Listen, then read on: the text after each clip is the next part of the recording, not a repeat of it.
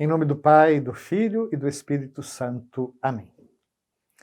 Caros irmãos e irmãs, no nosso último programa, nós estávamos falando sobre a virgindade divina de Maria.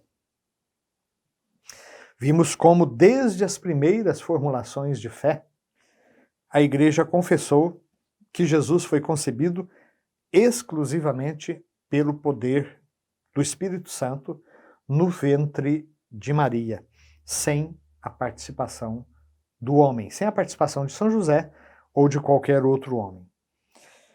Vimos também que muitos dos santos padres, que são aqueles escritores, santos, doutores da fé, que viveram nos 7 primeiros séculos da Igreja e que lançaram os fundamentos, da nossa fé cristã e católica, que esses santos padres veem na concepção virginal um sinal de que foi verdadeiramente o Filho de Deus que veio numa humanidade como a nossa. Nosso catecismo cita um trecho da carta de Santo Inácio de Antioquia aos cristãos de Esmirna. E aí nós tínhamos chegado ao parágrafo número 497. Os relatos evangélicos entendem a concepção virginal como uma obra divina que ultrapassa toda a compreensão e toda a possibilidade humanas. Quando José estava confuso ao perceber que sua esposa estava grávida sem a sua participação, o anjo Gabriel foi enviado também a José, dizendo que ele não precisava de ter medo de receber Maria em sua casa, porque aquele que nela foi gerado vem do Espírito Santo. Mateus 1:20. E a Igreja vê nessa concepção virginal o cumprimento de uma promessa divina feita através do profeta Isaías, Isaías 7,14, eis que a Virgem conceberá e dará à luz um filho. Comentamos também que esta expressão, eis que a Virgem conceberá e dará à luz um filho, ela está na tradução grega de Isaías. Ou seja, o texto hebraico não fala eis que a Virgem conceberá, fala eis que a jovem conceberá e dará à luz um filho. A jovem era a esposa do rei Acás, que estavam querendo fazer alianças políticas desastrosas, que Isaías sabia que iriam acabar levando o povo à ruína. Então, Isaías o desafia e pede que ele, insiste que ele peça um sinal que venha do céu, das profundezas da terra.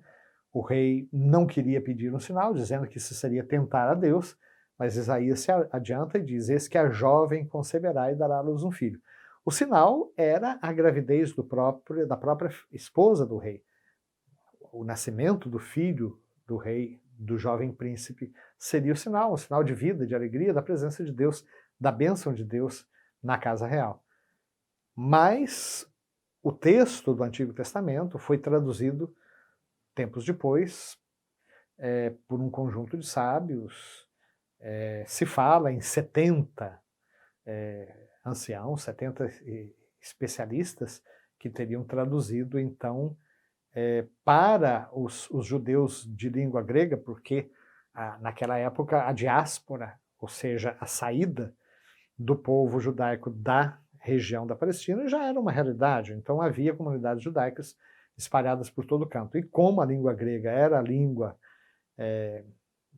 era o inglês da época, digamos assim, não é?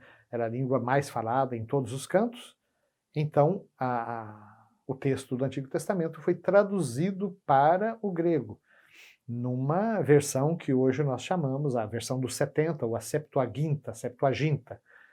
E nessa tradução grega aparece, eis que a Virgem conceberá e dará à luz um filho. São Mateus, capítulo 1, versículo 23, usa justamente a versão grega. É curioso que Lutero, quando foi fazer o seu cânon bíblico, ele rejeitou os textos que não tinham sido escritos em hebraico, ele rejeitou os textos que tinham escritos justamente na diáspora. Judite, Tobias, primeiro e segundo Macabeus, Sabedoria, Baruque, Eclesiástico.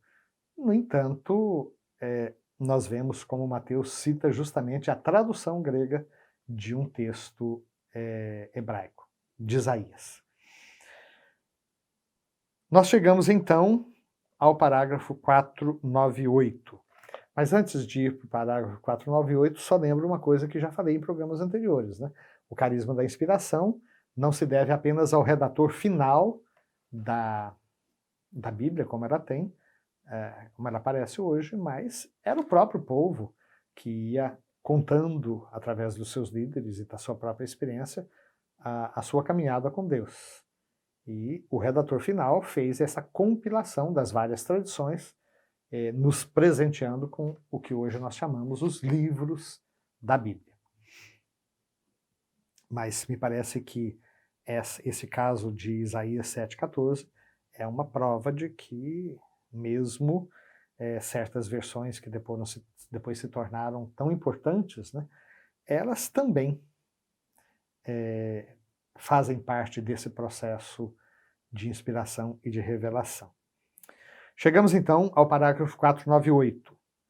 Por vezes se tem estranhado o silêncio do Evangelho de São João e das epístolas do Novo Testamento sobre a concepção virginal de Maria. De fato, nós só vemos falar da concepção virginal, de que Jesus nasceu por obra do Espírito Santo, nós só vemos isso, basicamente, nos chamados evangelhos da infância, Mateus e Lucas. São João não fala. Aliás, São João não fala nada da infância de Jesus. Ele, embora ele retroceda, né, a narrativa falando da pré-existência de Jesus, no princípio era o Verbo, e o Verbo estava com Deus, e o Verbo era Deus, né? Tudo que existe foi feito por ele, né? E nada do que existe foi feito sem ele. Então, o Verbo de Deus participando da própria obra da criação, mas São João dá um salto, e logo ele já parte para os tempos de João Batista, Jesus já adulto, as tentações no deserto, o batismo de Jesus, e assim por diante. Assim também, não só São Paulo, mas as outras cartas todas do Novo Testamento, né? São Pedro, São João, Judas, quer dizer, todos esses falam apenas de reflexões sobre a pessoa de Jesus, sobre seus ensinamentos, sobre a obra da redenção, mas omitem, passam por cima sobre os temas relativos à infância e também à concepção virginal e ao nascimento de Jesus. Houve também quem se perguntasse se não se trataria aqui de lendas, de construções teológicas sem pretensões históricas. A isso se deve responder. A fé na concepção virginal de Jesus encontrou intensa oposição, zombarias ou incompreensões da parte dos não crentes, judeus e pagãos. São Justino traz isso na sua obra. São Justino foi o primeiro padre chamado apologeta, né, que procurava defender a fé cristã diante do mundo culto, tanto judaico quanto grego. E então temos a certeza de que ela não provinha da mitologia pagã ou de qualquer adaptação às ideias do tempo, porque ela contradizia justamente aquilo que era o pensamento comum da época. O sentido desse acontecimento só é acessível à fé, que vê no nexo que interliga os mistérios de Cristo, os mistérios entre si, no conjunto dos mistérios de Cristo, a totalidade do seu mistério. Que o Senhor nos abençoe, hoje e sempre. Amém.